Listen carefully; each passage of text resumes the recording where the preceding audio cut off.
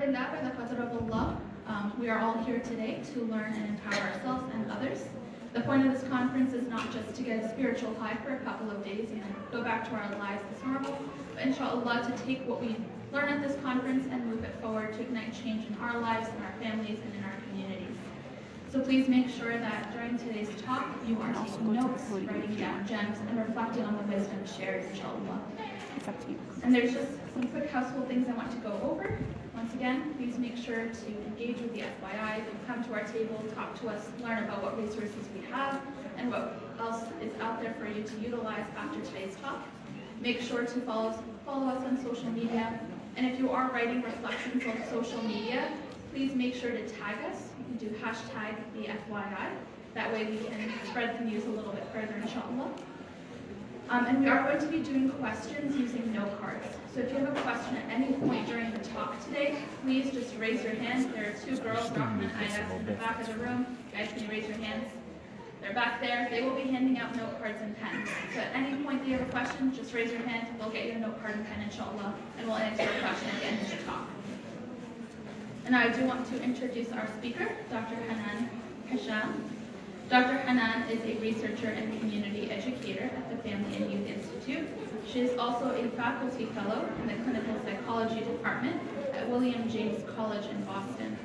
She completed her master's in quantitative methods and her PhD in counseling psychology from the University of Texas at Austin.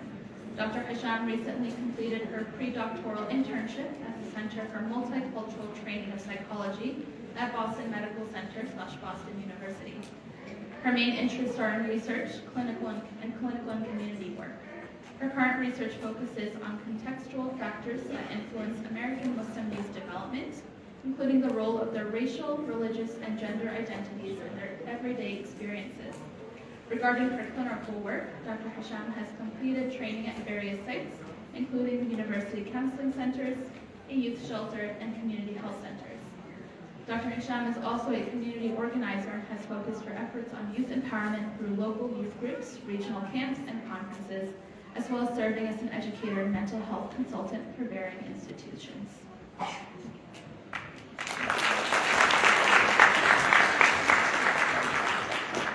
Jazakallah khairan. All right, assalamu alaikum everybody.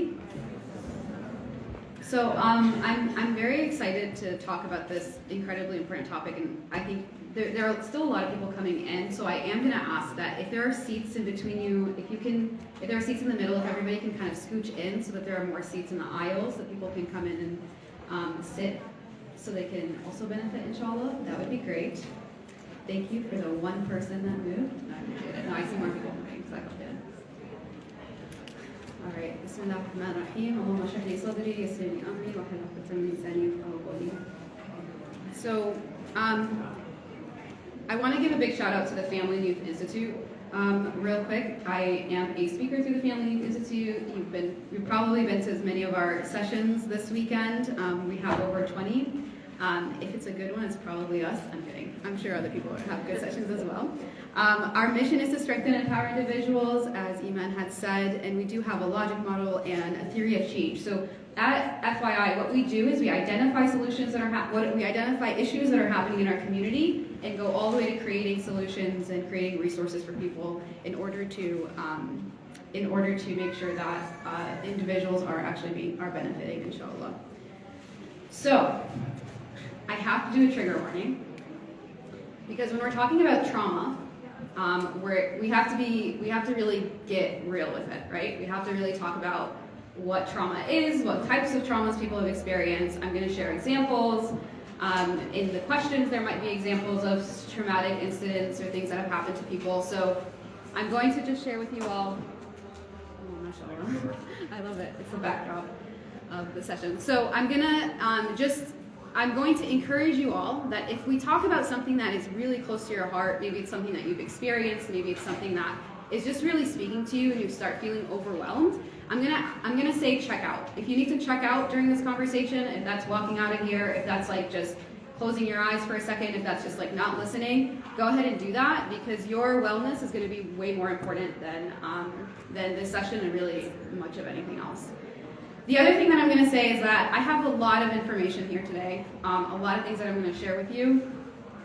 And so I'm going to encourage you to take some notes because I'm going to talk about a lot of different things, almost, you might argue, a little bit too briefly. But part of talking about intergenerational, we're talking about a lot of things, right? We're not just talking about trauma, but we're talking about how it passes through generations. And there are a lot of ways that trauma passes through the generations. So I'm only going to go through a few, but even the few that I go through, it's going to be a lot. So I'm going to encourage you to take notes. I will not be offended if you're looking down at your phones, because I think this information is really helpful, and I'm going to really encourage you to do your own research after this talk, inshallah. I'm so used to lecturing in a classroom, so I wouldn't say any questions, but keep those for later, inshallah. Okay, so today we're going to cover what trauma is. We're going to talk about 3 ways that trauma is transferred through the generations, and then we're going to talk about some pathways to healing. And again, I'm going to say this, there are many ways that trauma is transferred through the generations, and there are many pathways to healing, but I really want everybody to walk away with at least 1 or 2 in each of these sections, inshallah. Okay, so what is trauma? The first thing that I want everybody to be very clear on is that trauma is not the event that happens to you. Trauma is the response that happens in your body and in your mind. So, oftentimes we talk about like, oh, that was so traumatic, or, you know, I have PTSD from that, and we use these words so colloquially and so casually that sometimes we kind of miss, and I think we do this with other things like schizophrenia and OCD, and that's okay, it's not everybody's job to know the exact definition of these things, but when it comes to trauma, something is traumatic when your body and your mind is unable to determine if you are safe after that situation is over. So for example, instead of the music that we just heard, the beautiful nasheed, say we heard a loud bang in the other room, right?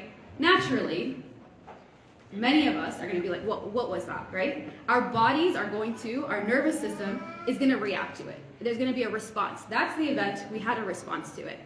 As soon as maybe we hear somebody come into the room and say like, oh, it's okay, something fell, many of us are going to go back into safety, back into equilibrium. We're all going to freak out. We're going to go back into equilibrium.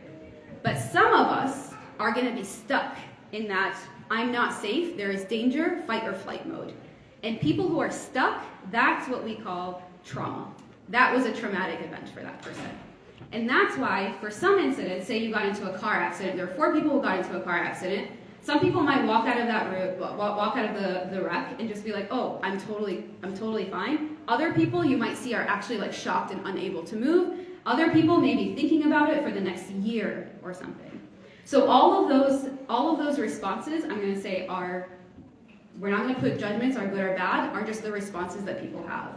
But the question is, how do you know like what response you're going to have, and how do you kind of set yourself up so that your response is you go back into safety? So a big part of that is going to be how, we're going to talk about it inshallah in a little bit, but a big part of it is going to be what is going on, how did you learn to deal with stress? Stress is a very normal part of our lives. But when stress gets too much, we usually learn from the people around us how we deal with that stress. For some of us, it's our parents, right? Some of our parents do a really good job of, you know, if a kid is crying, how do you teach that kid, hey, this is your, you don't sit with the kid and say your nervous system is dysregulated, but you kind of work them through maybe breathing exercises, maybe they need to take a time out, maybe they need to just kind of come back into themselves, maybe they need to repeat some words, maybe whatever it is that kind of works for that child.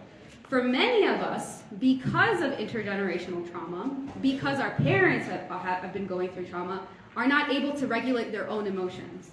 And so for many of us, we're not taught how to regulate our emotions. We're not taught to listen to our body and figure out what's going on in our nervous system and how to work through very stressful things and very stressful situations. So we're connected through generations, again, in so many ways. I think if we opened it up to everybody and we kind of just asked like, hey, you know, what are things that, what are ways that you're connected to, whether it's your parents, your grandparents, your ancestors, I think we can all come up with a lot of ways. But inshallah today, I'm hoping that we can talk about 3 things that we don't usually think about, inshallah. So actually one thing before I move. So one way to know that if there's been generational trauma in your family, just by a raise of hands, think about your parent or guardian or caregiver. Think about the stories that they tell you, right? There's a lot of stories that are passed down. Maybe there are stories that you tell your kids, right? You have kids, you have grandkids, and there are stories that you want to share. How many of you, either from your parents or either you to your children, share stories that were really difficult and unresolved? Things like, I had a really difficult immigration process. I experienced really bad discrimination at work. I'm trying to figure out how heavy we should go so quickly, inshallah. But, maybe they went through a really bad marriage. So how many of you know very well the stories, the difficult stories of your parents? Okay. And how many of you who do have children share those difficult stories with your children?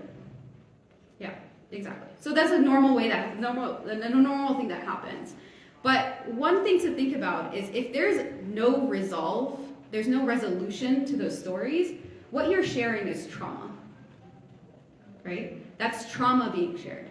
When somebody sits with me, if somebody's sitting here and is telling me, or if one of your friends calls you and tells you about a really difficult situation that they're in, if it's just a friend, you start feeling how heavy, you start feeling anxious, you start feeling angry for them. And if they don't have a resolution to that story, or if you don't talk through a resolution, then you still stick with that. That kind of still sticks in your body, right? Your nervous system that was reacting, it still didn't go back into regulation. And so imagine the stories that are told repeatedly over and over again as we grow up and as we develop. So let's talk about the first way that generational trauma is transferred. So the first is epigenetics. One of the great things that research around trauma has done to the mental health field, and I think more generally to the health field, is that it very clearly links the biology with the psychology. And that is going to be the number one thing that I want everybody to walk away here from, is to know that your physical health, your physical self, is directly connected to your mental health and vice versa. So let's talk about epigenetics. So we all have DNA, yes? Great.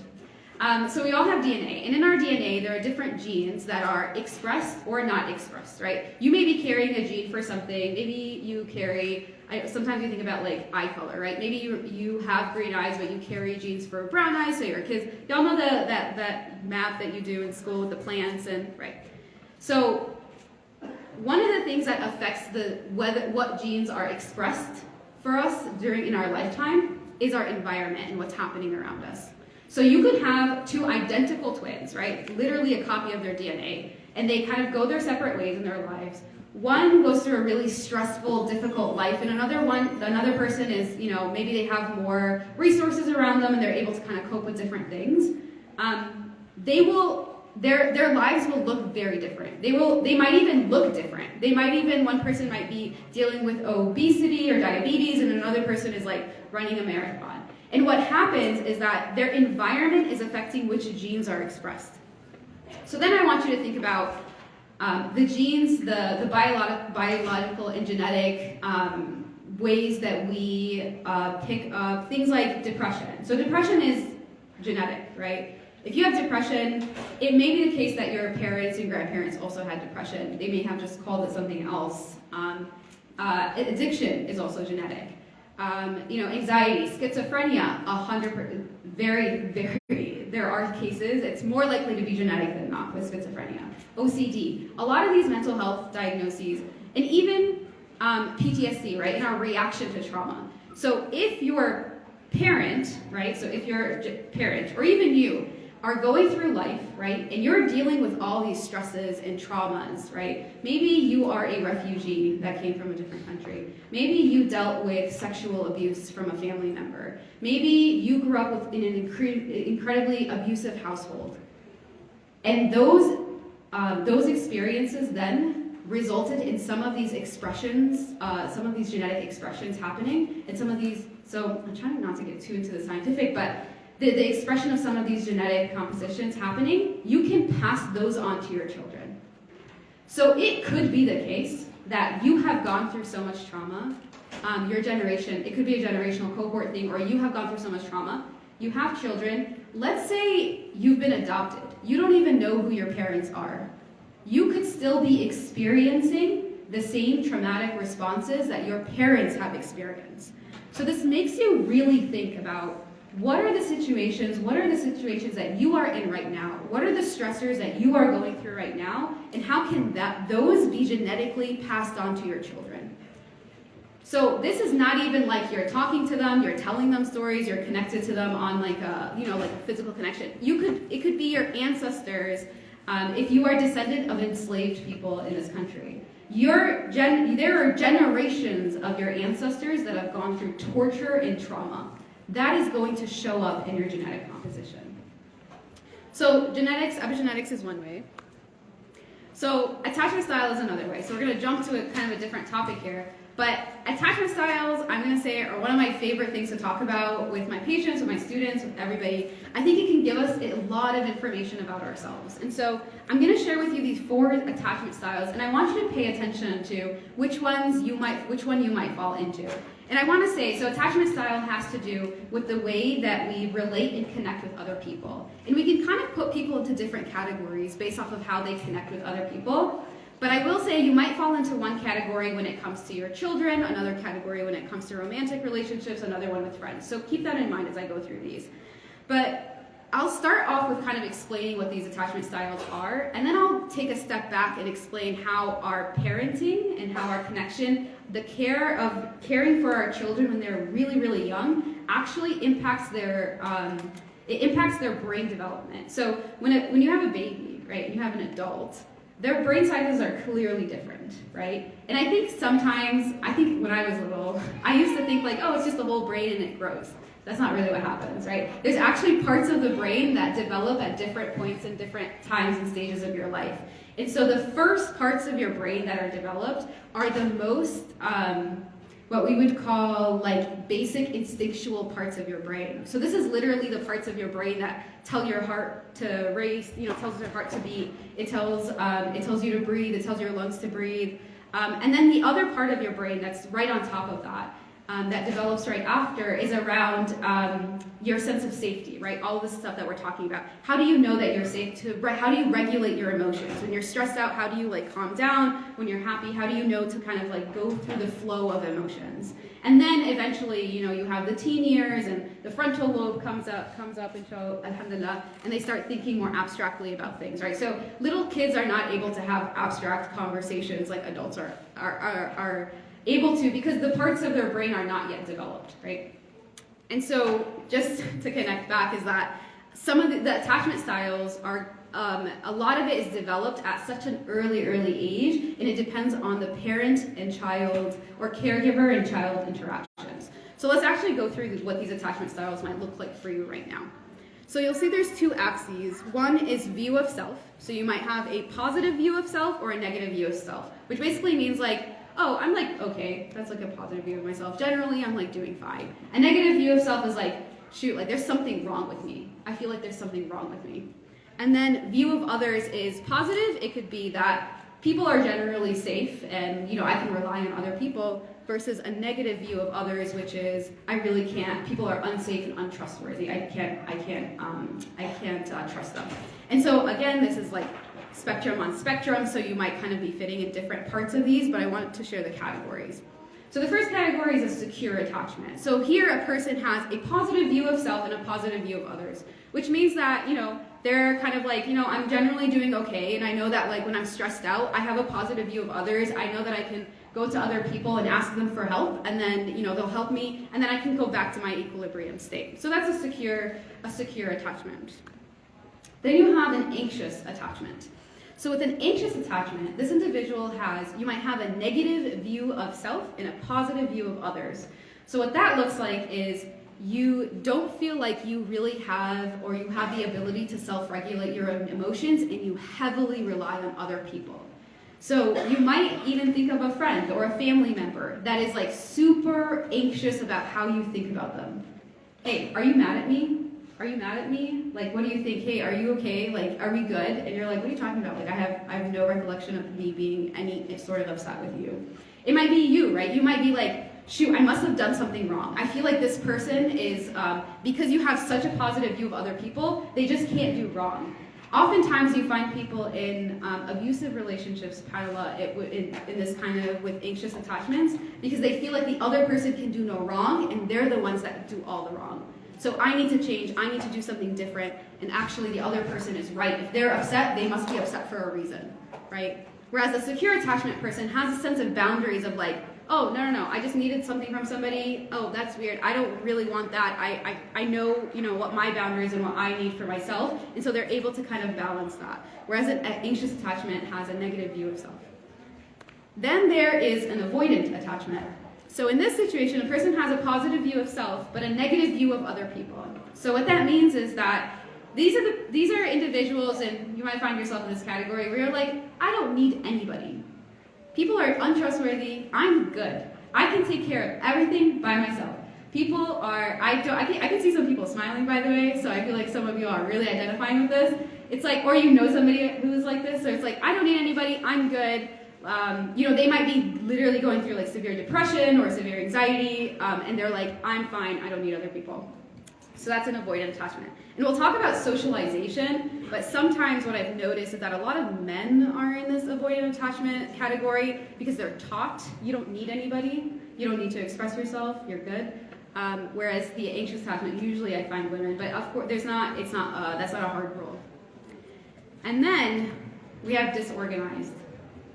So individuals with a disorganized attachment have a negative view of self and a negative view of other people. And they show symptoms of both the anxious and the avoidant attachment, which means that they might say like, oh shoot, like I want to be close to this person. Like maybe you have a child, like an adolescent child who's like, they want to be really close to you, but then as soon as you like show affection or something, they're like, don't talk to me. I don't want to have anything to do with you, right? And so you might find yourself in that situation where you're like, what is going on? Like, I want to be close to this person. I want to be close to my parent, for example, but the moment they like even turn towards me, I'm like, I don't want to have anything to do with you anymore. So that's a disorganized attachment where you're like, you have a negative view of self, a negative view of others. It's just kind of really disorganized. You're like, I just can't find a sense of safety from anywhere or anybody, right? The sense of safety for the avoidant style comes from self, anxious, it comes from other people, insecure, it comes from a balance of both. And for disorganized, there really is no sense of safety. And it's the case, the research has found that, so it's the case that for the disorganized attachment, usually it's individuals who grew up with trauma, where safety was unpredictable. There's just no way to know if you're safe or you're not safe. And so you grow up with this disorganized attachment, and you're not able to determine if other people are okay, if I'm okay. Everything is just, you're very unclear. So I want to say, so usually it's people with disorganized attachment. So this shows up in a lot of ways. It shows up in your relationship with your parents or your children. It shows up in your relationship with your friends. It really shows up in romantic relationships. Just really quickly, usually what happens is the anxious and the avoidant. Are usually a really bad mix in romantic relationships because you have one person who's drawing and one person who's pursuing, but that's a conversation for like a marriage workshop. But I highly recommend, there's a good book called Attached. It focuses mostly on romantic relationships.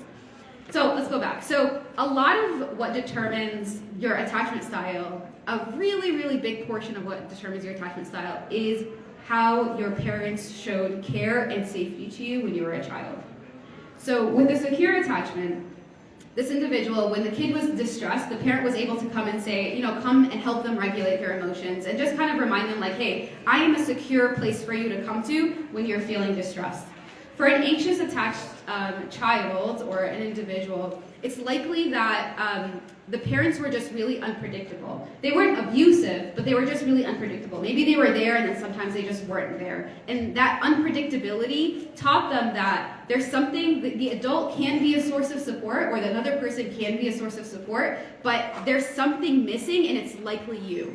So what happens is like the child tends to internalize that. With an avoidant, this is a child is usually, if they go to a parent to say like, or if their kid is crying, the parent then like yells at them or tells them like, why are you crying? Just stop crying. Like there's like, why are you like? There's kind of no space for emotion in that household. And then again, for the disorganized, that's like unpredictable safety, right? So sometimes the parent is like really caring and giving, and unpredictably for the same behavior, the parent flips and they're angry and upset. So one of the many reasons I really like attachment styles is that it can tell you about how, your relationship with your parent or caregiver as a child. It can tell you about your like romantic and friendship relationships. It can also tell you about the way that you parent. How are you going to parent?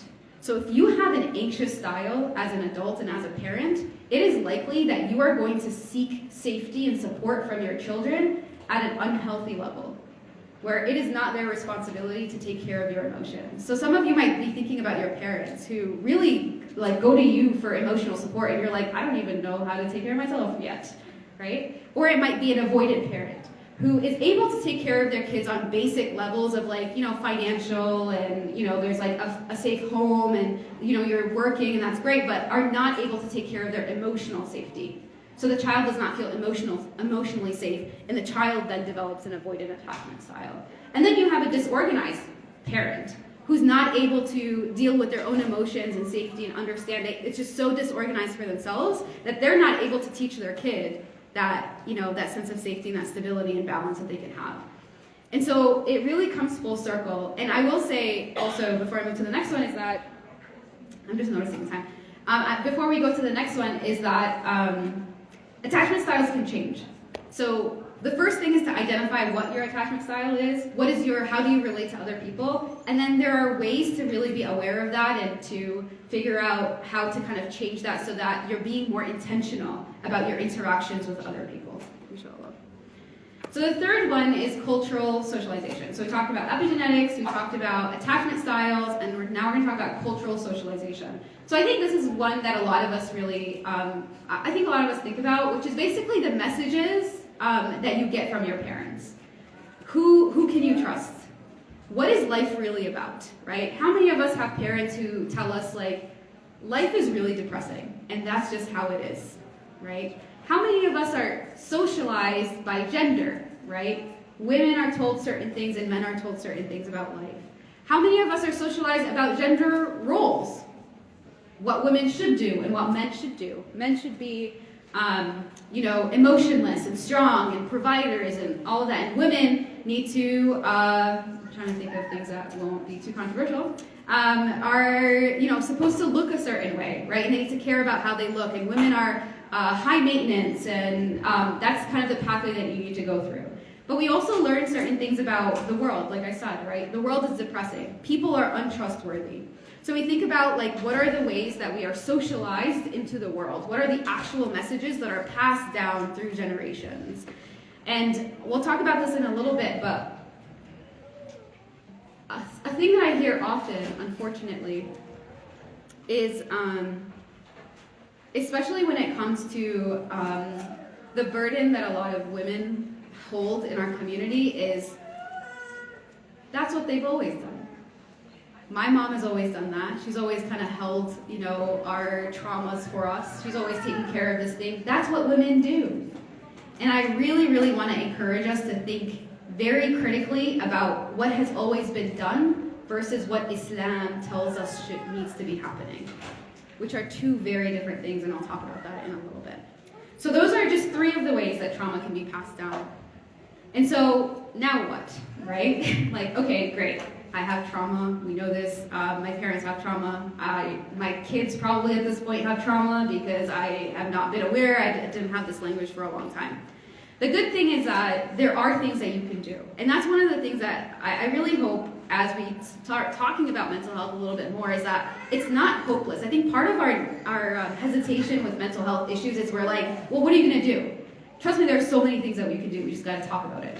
And so the one thing I will say, though, is that healing is not a one-size-fits-all. So there's nothing that I can share that's going to be helpful for everybody, but there are many, many strategies that work for most people. And it's a matter of trying to figure out what strategies work for you. The overall thing I'm going to say is it's really, really important if we're talking about trauma, right? Because we're talking about the body and we're talking about the physical self and we're talking about like things that are related to so many parts of our lives, is to connect with experts. Because knowledge just in itself can be really powerful, but sometimes we need somebody to hold our hands. because it is really, really scary to shift the ways that we've been doing some things for a long time. So the first thing that I'm going to say, and this comes back to my point about biology and psychology and physical health and mental health, is to listen to your body. One of the things that happens a lot in the Muslim community, and I say this knowing how diverse our Muslim community is we don't pay attention to our mental health. So what ends up happening is our physical health ends up dealing with the collateral damage. How many of us here, or even say, oh, my back is hurting, I have a headache, my stomach is hurting, I went to the doctor, nobody knows what's going on. How many times are we dealing with, I see some hand raised. Yeah, how many times are we dealing with physical things that are really not physical things? Like I said, our nervous system, it connects our feelings and our thoughts and our behaviors and all of that to our physical body. So if you're feeling stressed out, you feel it in your body. So listen to your body. Just right now, if you can just take a second and just notice, are you tense? When was the last time, how often do you just say whoa, what is happening to my body right now? We all know, and we all hear this often, is that our body is an amana. We have to take care of our body. And I will tell you that your body, subhanAllah, is going to be one of the most powerful tools for your healing. There's so many things that I can say about how to take care of your body, but I think we all know some of them, right? Rest, eating, are you sleeping? How many of us glorify being stressed out? As if being stressed out is a good thing. I really, really want to challenge that idea here, y'all, because being stressed out is not a good thing. There's little stress, that's good. But how many of us say, I only had 3 hours of sleep. I only had 2 hours. This whole week, I didn't even eat a meal today. As if it's wow, praise me for how stressed I am. Right? What's going to happen on the day of judgment when their body is they only slept 3 hours last week.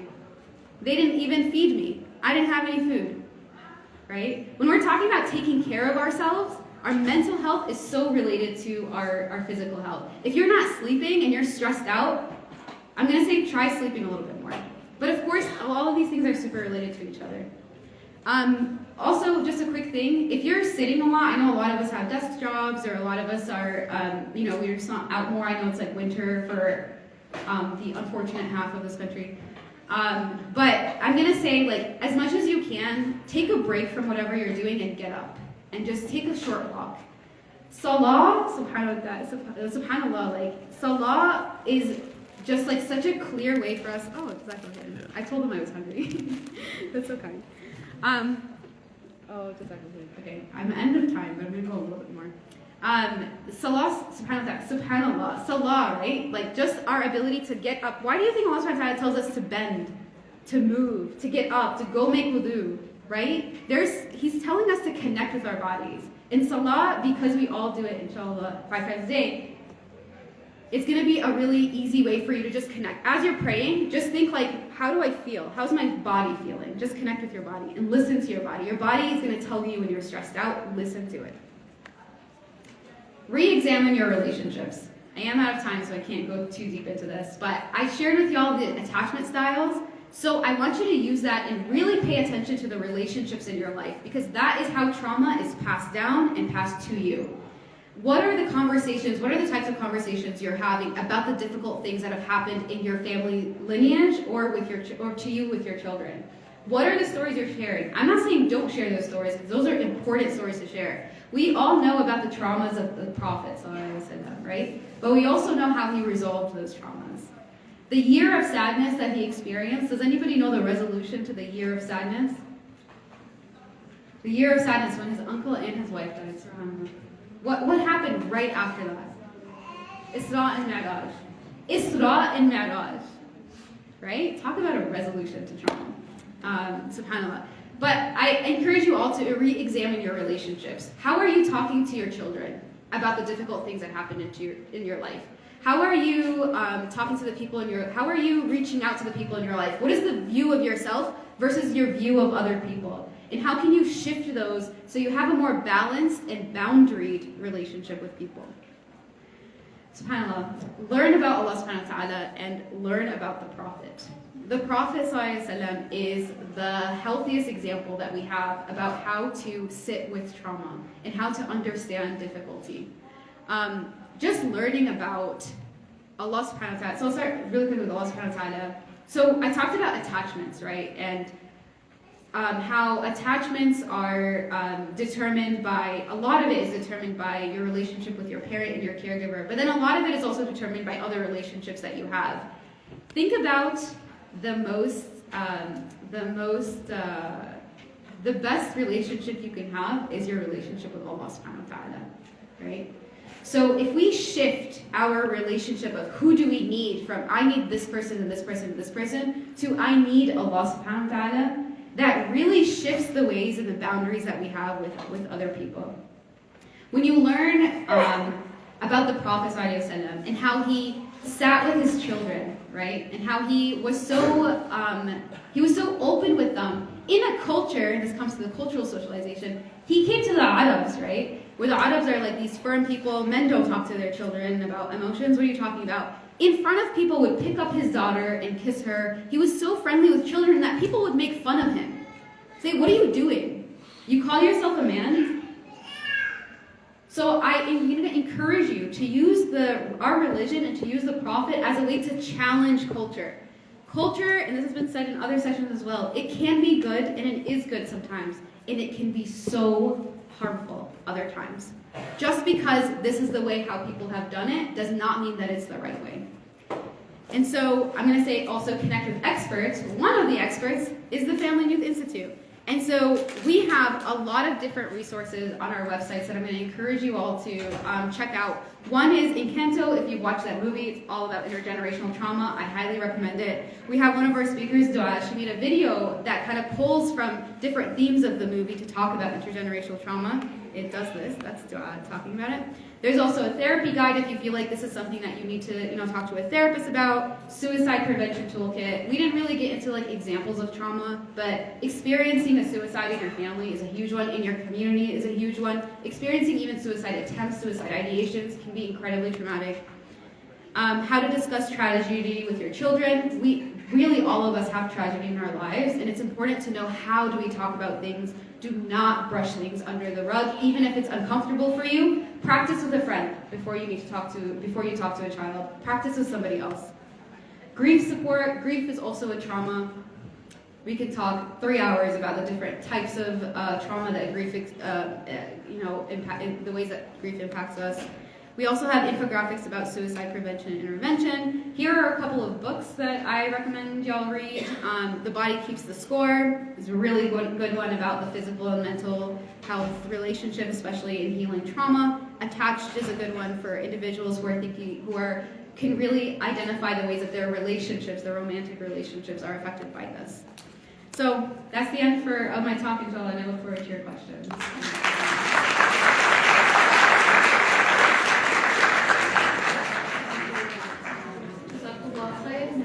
You for the knowledge you shared, the time you spent with us today. We have a lot of questions, so I do want to get through as many as we can in the time we have. All right, assalamu alaikum everybody. If you're planning on leaving, I can't even hear Iman talking right now. Please do it very silently so we can hear the questions and the answers, inshallah. All right, so let's see. First question: how do you know if you have truly healed, and how do you know what counts as trauma or abuse? Okay, so 2 questions. There's trauma and then there's healing. So to know if you've gone through trauma is going to be listen to your body. Remember, trauma is about the response. And if you find yourself, so when we think about the diagnosis of PTSD, what does that stand for? Post-traumatic stress. You're experiencing stress after the trauma. And there's a list of symptoms, and you can even Google this. What are the symptoms of PTSD? And the symptoms include, like, you can't get your mind off of it. You're still physically feeling like you're in danger. There are times where you might feel like you're in danger and something is happening and nothing is going on. Maybe you're just like sitting in the car by yourself and you feel like something bad is happening to you, right? So listen to your body. How is your body reacting to your day-to-day? Are you finding yourself being really stressed out and paranoid with situations that are not necessarily dangerous? So that's one way to know if you've experienced trauma. In terms of healing, how do you know if you've experienced healing? I think it's through change, right? So it's through change. So do you feel like your relationships are more balanced? Are you taking care of yourself? Are you able to take care of yourself? Do you feel content, right? This question actually even breaks my heart. Like, how do you know if you've healed? Because you would know if you're in the process of healing, right? And healing is really a journey. For some of these things, I mean, people can go to therapy for like 10 years, right? And it depends on the level and severity of trauma. I know somebody whose parent, whose grandparent was married at the age of 10 or 11, and that person's parent was born to that person when they were like 11 or 12, right? That's going to bring a lot of trauma down the generations, right? And so that's going to take a very long time to heal, because think about the trauma that's being passed down and passed down and passed down. And so you can think about it as like, am I passing down any trauma? What are my relationships like? What is the change in my life that I want to see? Have I been able to achieve those changes? Inshallah, that's helpful. All right, so this question, a variation of this question has been asked more times than I can count. How do you help your parents navigating through their traumas if they haven't done therapy or don't want to acknowledge their trauma?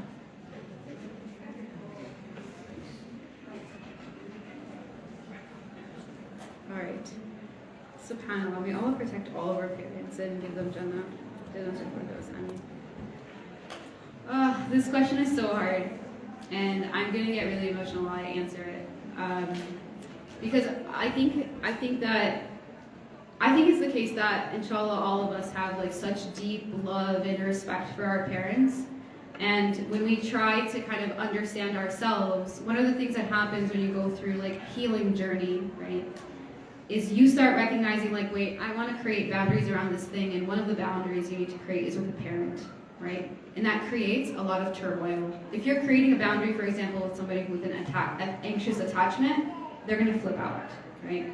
With our parents, we feel a deep sense of responsibility, but we know that we don't really have a lot of control or power with our parents, right? They have the power and the control. So I'm going to share what I share with, even if you have a friend who you know is going through trauma, is it's important to not do it alone, right? First of all, what is your relationship with this parent, right? Do you have a relationship where they've gone through a lot of trauma, but you have a good relationship with them, or because of their trauma, you don't even have any sort of emotional connection with that parent? So it's really important, first of all, to understand what kind of relationship you have. But really, I think the most powerful thing you can do is, and this was shared in other sessions as well, is try to figure out who does your parent respect and listen to. And if your parent has a negative view of other people, they probably don't listen to many people. But usually there is somebody, there is a scholar, there is a mentor, there is a friend of theirs that they do listen to. And maybe that's somebody that you can recruit to help talk to your parents about some of these things. Also, I think with some of these words, it can be really difficult. When you say trauma, it can be really hard for people to identify, like, oh shoot, I went through trauma. My life, because what it does sometimes is it brings up really difficult existential questions about, why would Allah subhanahu wa ta'ala do this to me? Like, what is suffering, and how do you understand that suffering exists for everybody? And so maybe there's different language that you can use. Maybe there are things you can point out, maybe just for yourself. Maybe it's certain interactions you've noticed, like, hey, I get really, stressed out, or I feel like my heart is racing. You can just use the language that they listen to. My heart is racing when I hear you talk in this way, because you're very stressed out and I don't want you to be stressed out, right? Or maybe even stressed out is a difficult word, right? Maybe it's upset. Maybe it's like asking them, how do they feel physically? Maybe it's just go straight towards healing activities. Hey, do you want to go for a walk with me? Do you want to eat this meal with me?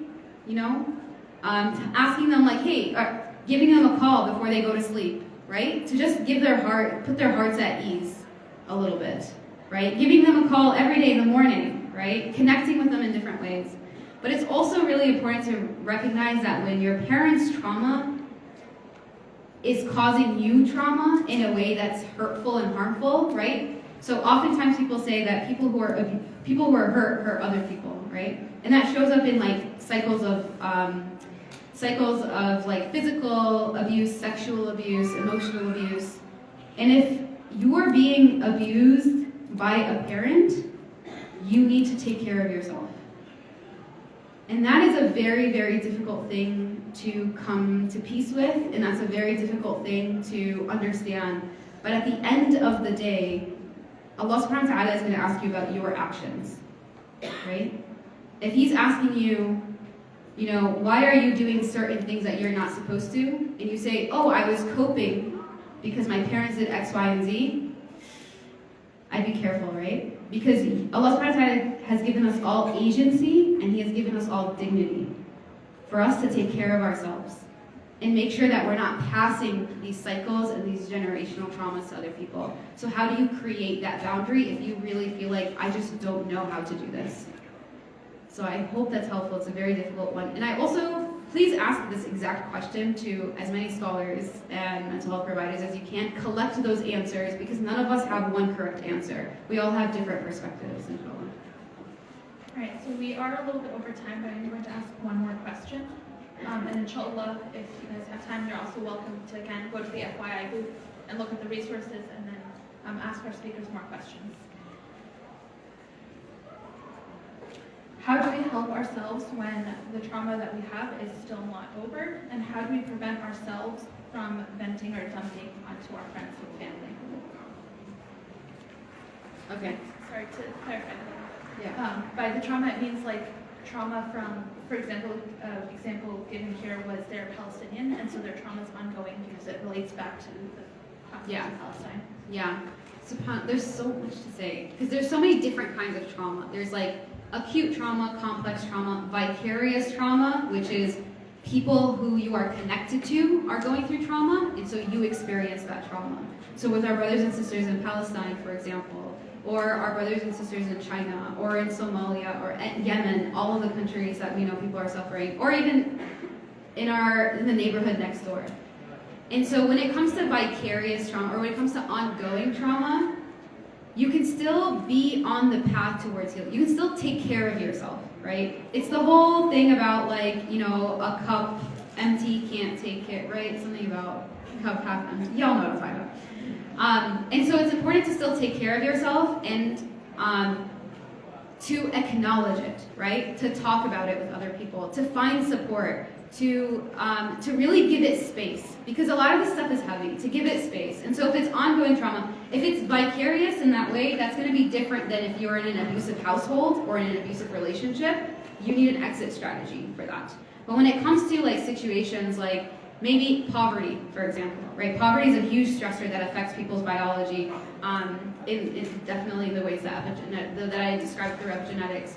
And so it's taking care of yourself and doing the best that you can so that, inshallah, whether it's during our lifetime or the lifetime of the generations after us, you're also transmitting coping resources, and you're also transmitting healing to other generations. So what we don't want is for us to transfer all of that trauma through generations and people start feeling helpless and suicidal and basically all of the mental health issues that are going on right now. And instead, we want to be empowering the generations after and empowering our own generations to create change.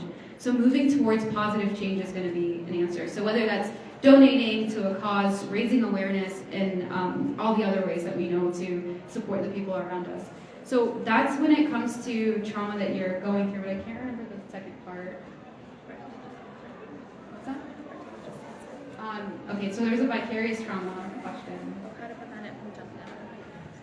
Oh, right, trauma dumping. I have a whole thing about trauma dumping. I think that I am a therapist, so I always welcome trauma dumping in the therapy room and outside of the therapy room. But one thing that you can do is ask people. So if you feel like you are a trauma dumper, you are somebody who dumps trauma onto other people, you're like always wanting to talk about the horrible things that have happened to you, You could, if you notice that that's something that you want to do, ask the person like, hey, I have something really heavy I want to talk about. Do you have like space? Can I talk about it with you right now? If you're already in the middle and you're like, oh my God, I just told this person like really horrible things that have happened to me and I didn't need to, you can check in with that person and say, I know that was really heavy. How do you feel? So give them space then to talk about how they're feeling. There are so many ways for us to process our trauma. It could be with our friends. It could be with therapists. It could be with mentors.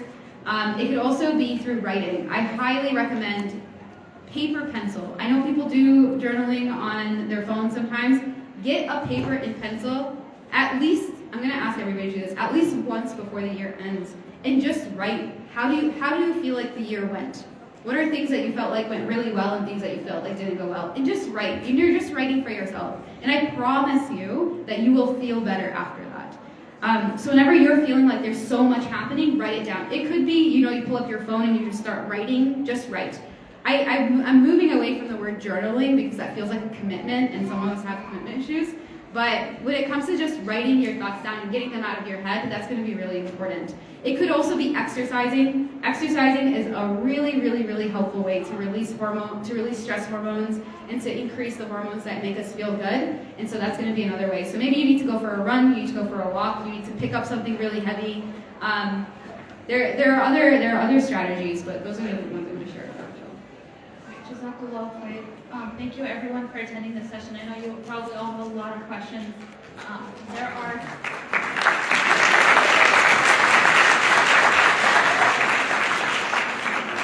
We do have a lot of resources through the FYI, so there's a table right outside the doors. You can go talk to the people that are there, take the resources they have, engage with them more to get your questions answered, inshallah. You can also scan the QR codes on the screens.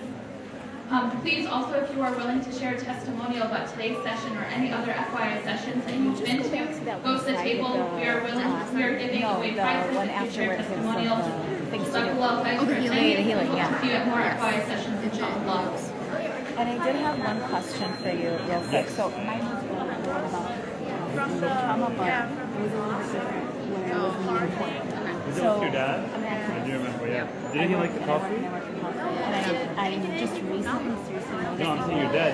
Your dad likes the coffee, right? Your dad has a very rare accent. Because I'm just so immersed. From Michigan or no? From here? And I feel like that is just like bringing on so much more. And I don't want to get Oh yeah, you like coffee a it's just lot. like it's not ending. So it's like it's still ongoing. And I'm still fighting. I'm still doing it. I'm still acting it. So like how do we do that? How do we help ourselves to not put all that on you? How do I trace it? A little bit farther away. It's not directly right here, but I still want to help. I still want to do it. I still want to work. Yeah.